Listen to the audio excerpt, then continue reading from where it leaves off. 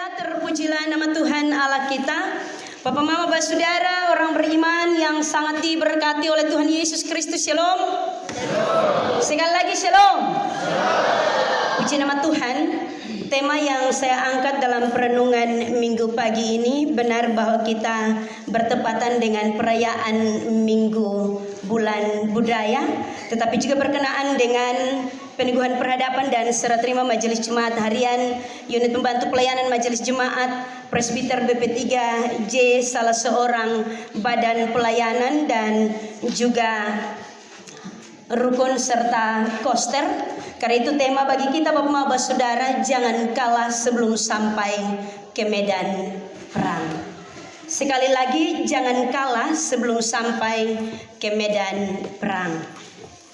Mengawali perenungan kita Bapak Saudara, ada sebuah cerita tentang seorang misionaris atau penginjil berasal dari Amerika Serikat.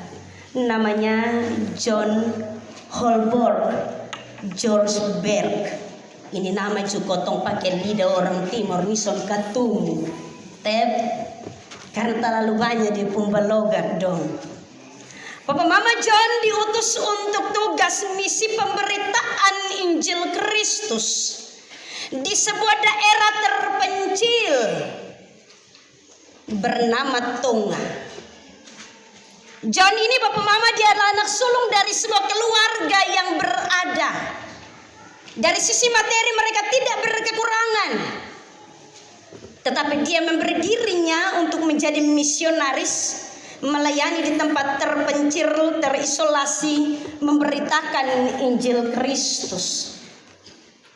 Tentunya Bapak Mama, sebelum dia berangkat, ibunya mempersiapkan segala sesuatu menyangkut dengan kebutuhannya.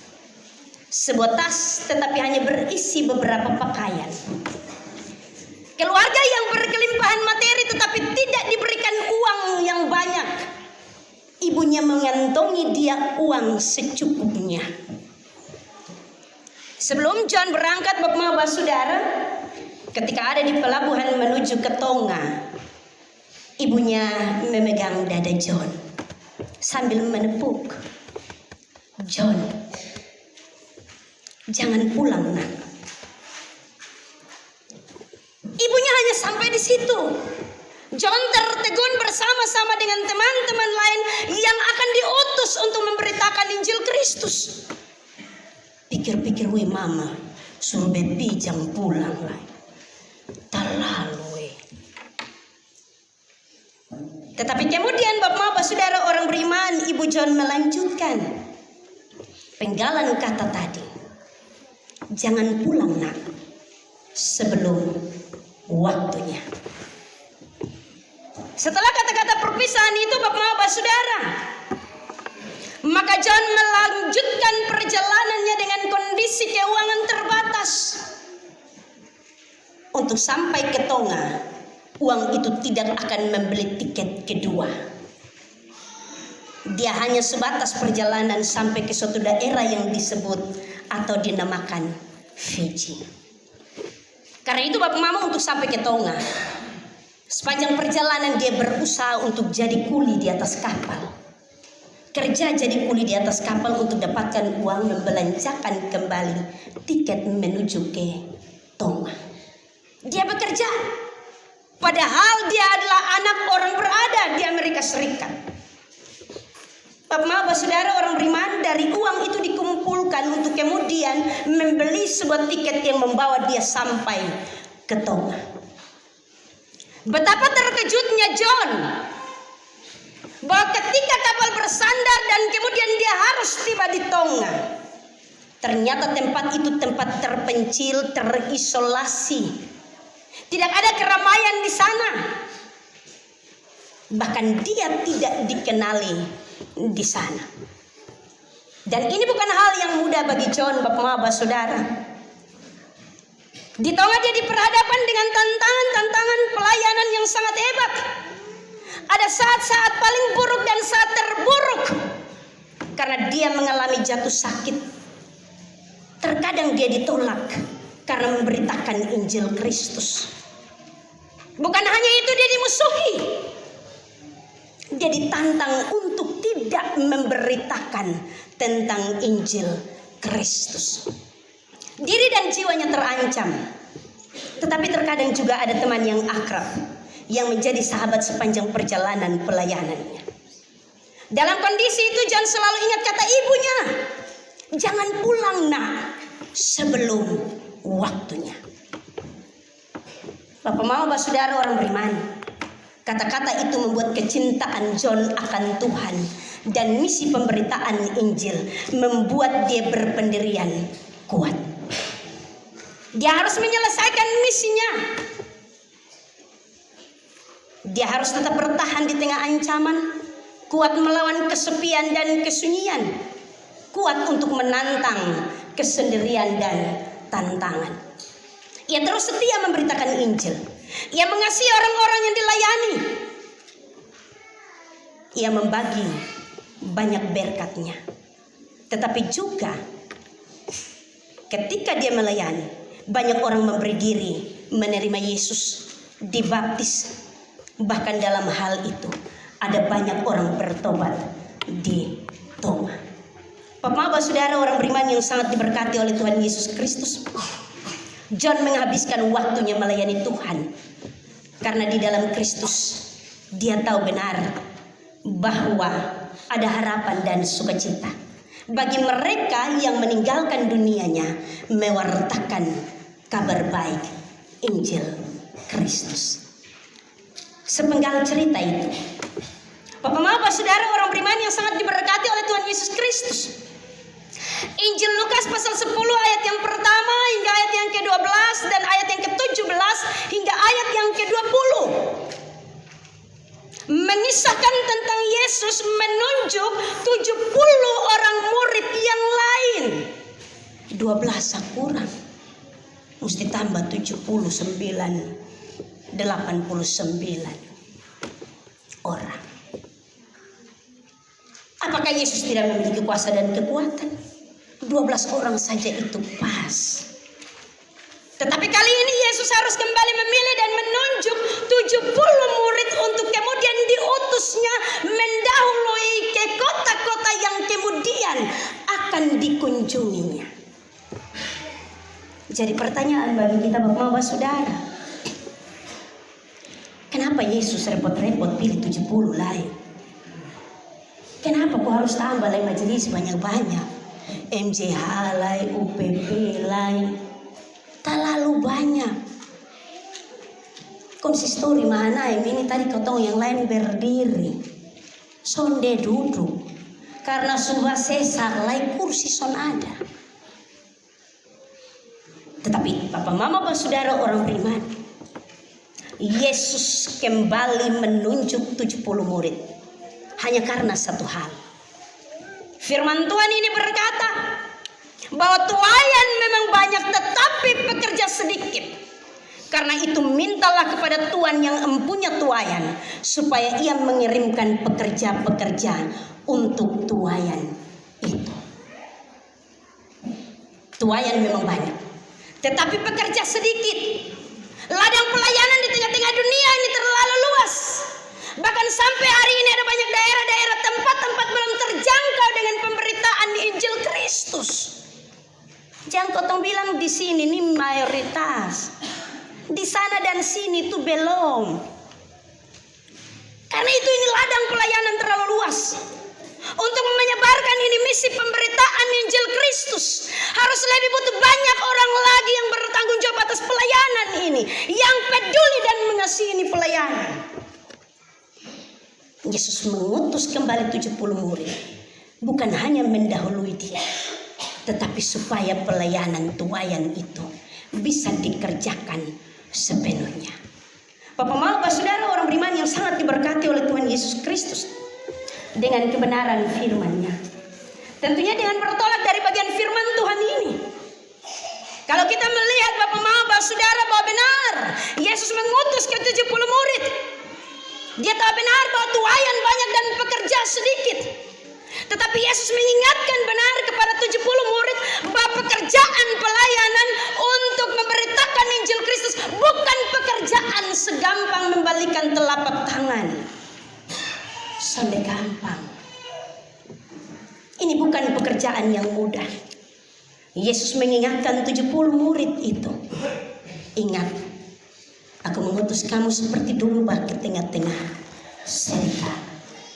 Kalau kau tahu dari awal utus di tengah-tengah serigala, jangan pergi.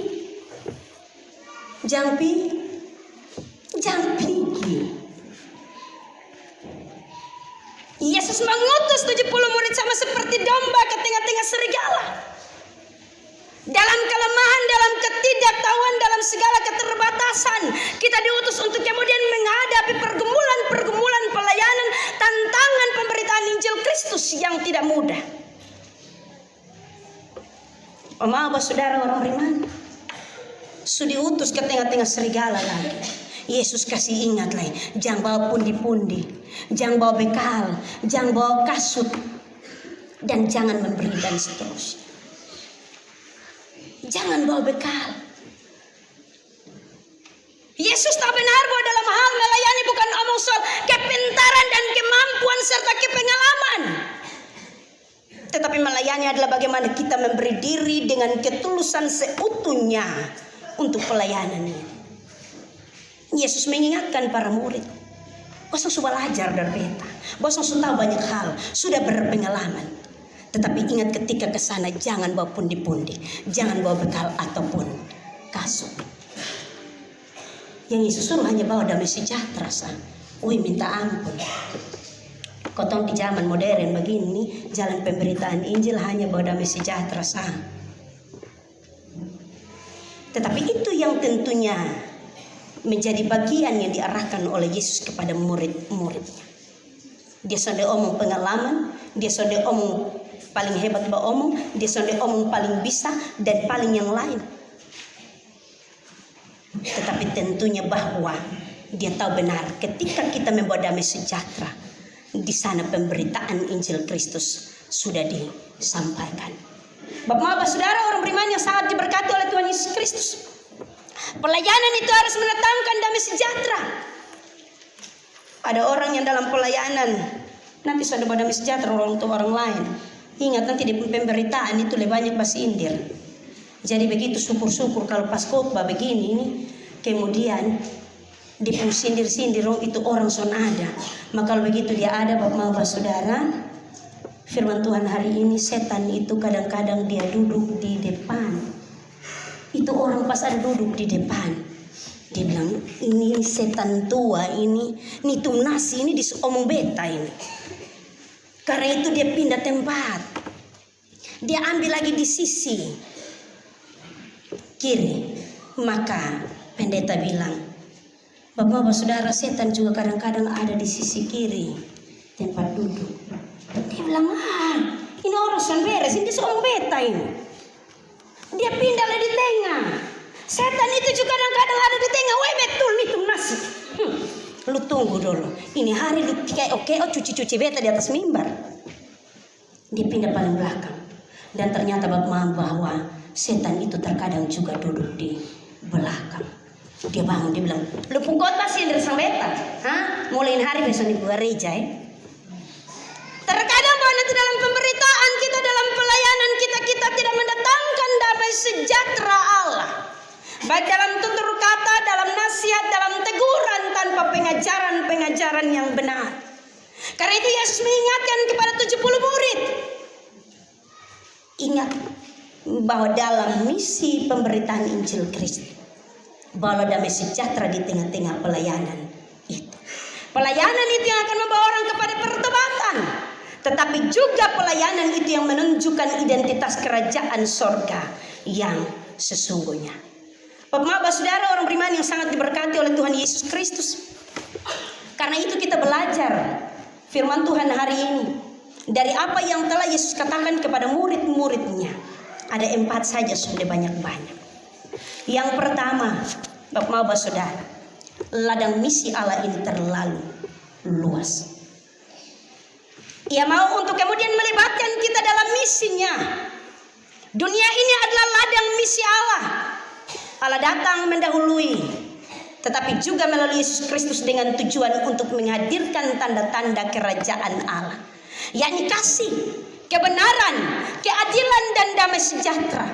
Kita dilibatkan untuk misi itu, bukan karena kita baik dan benar, tetapi semata-mata karena anugerahnya, semata-mata karena kasih karunia-Nya, semata-mata karena Dia yang memilih akan kita, sehingga kita dipercayakan, diberi tempat, diberi ruang dan waktu untuk bekerja bersama-sama dengan Dia.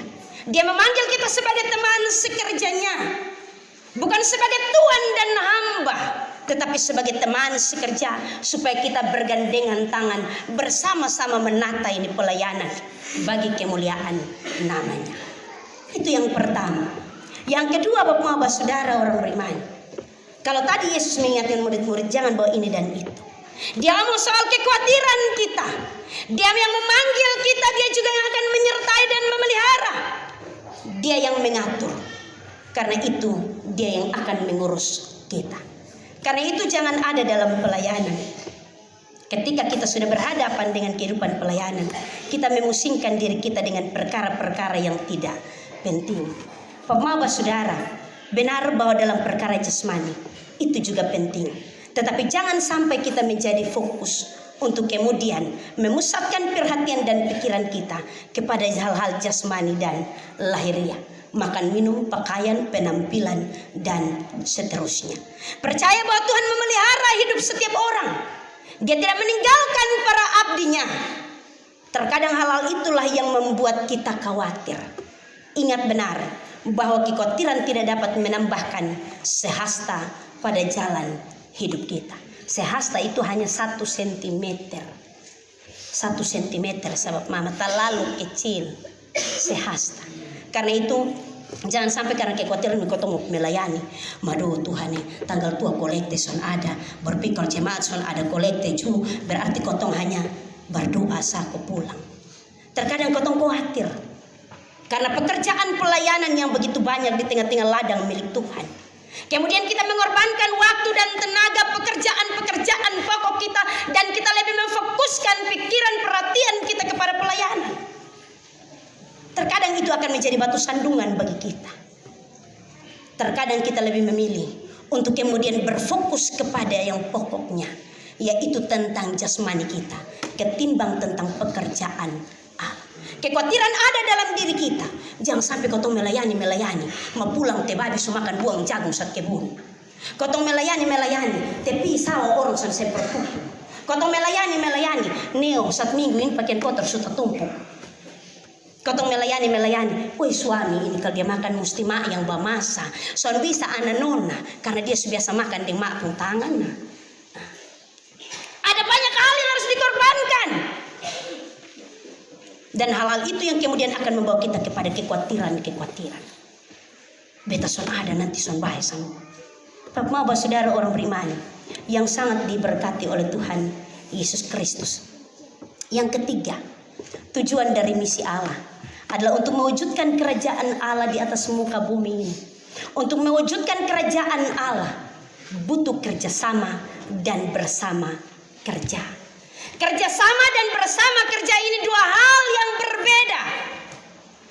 Kerjasama dan bersama kerja.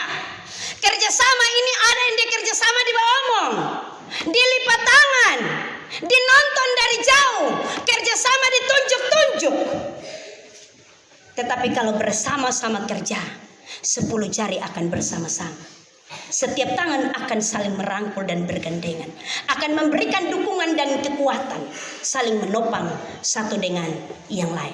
Kalau bersama-sama kerja berarti semua ada di situ. Tetapi kalau kerjasama, neo kotong dukung dan doa saya, Bapak dong duluan nanti kotong berdoa dari sini. Yesus mengutus 70 murid Bapak Saudara orang beriman. Kata firman Tuhan tadi berdua-dua, supaya mereka bersama-sama bekerja. Bukan kerjasama saja, bersama-sama bekerja untuk kemudian saling menopang, saling menguatkan, saling memberdayakan, berkolaborasi dan bersinergis untuk menjadi suatu kekuatan dalam pelayanan. Kekompakan itu penting, koordinasi itu penting, tetapi juga saling mendengar dan mengarahkan. Bapak Mama Saudara orang beriman, ingat bahwa Ia mengutus kita. Kata firman Tuhan tadi sekali lagi, seperti domba ke tengah-tengah serigala. Karena itu harus dengan hikmat dan tulus, rendah hati, untuk kemudian mencermati setiap konteks pelayanan yang diperhadapkan kepada kita. Harus dengan hikmat.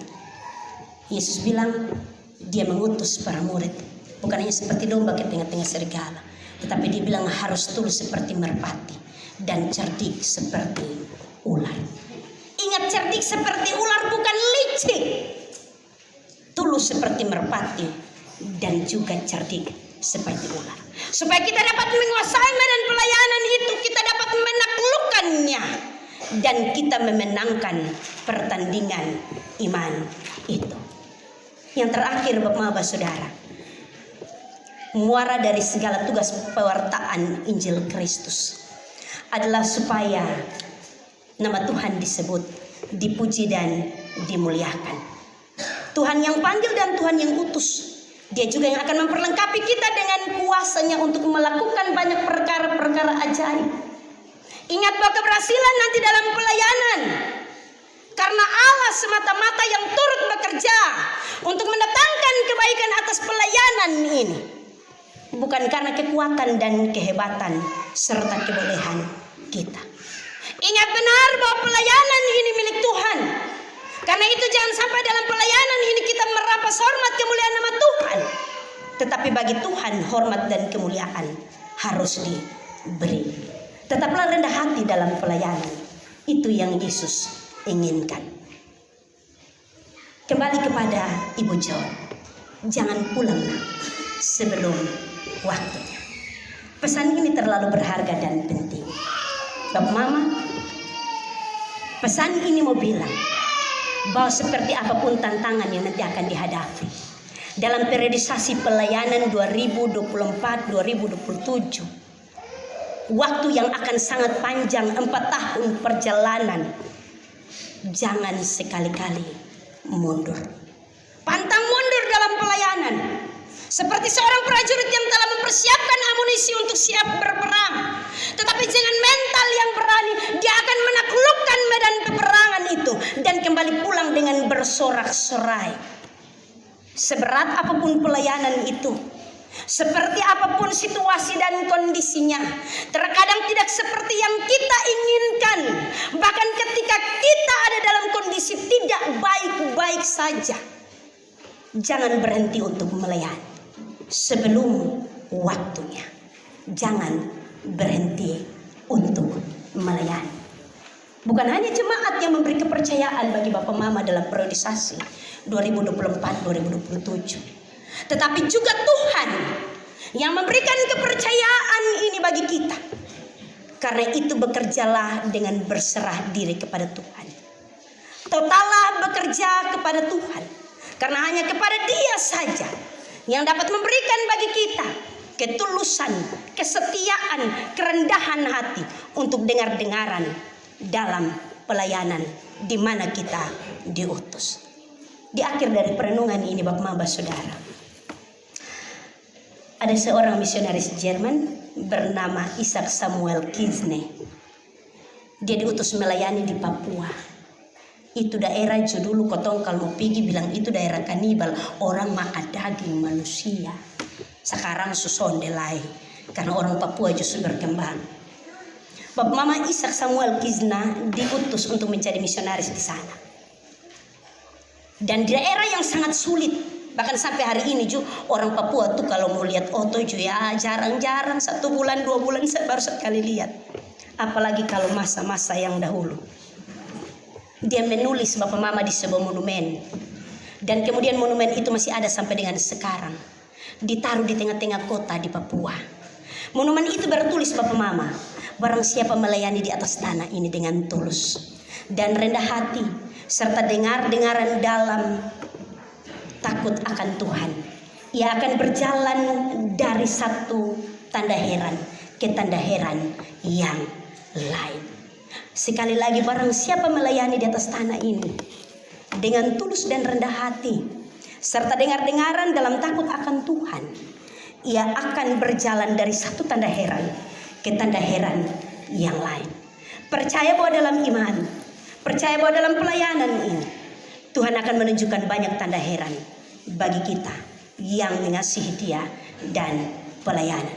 Belajarlah dari Ibu John, belajarlah dari John, bahwa seperti apapun keadaannya, kotong akan tetap setia. Terus bergeraklah dalam pelayanan milik Allah yang telah dipercayakan bagi tiap-tiap orang. Jangan menoleh ke belakang, supaya ketika kita melayani, kita layak untuk pekerjaan Allah. Tuhan memberkati kita dengan terang firman-Nya. Pujilah nama Tuhan Allah kita. Amin.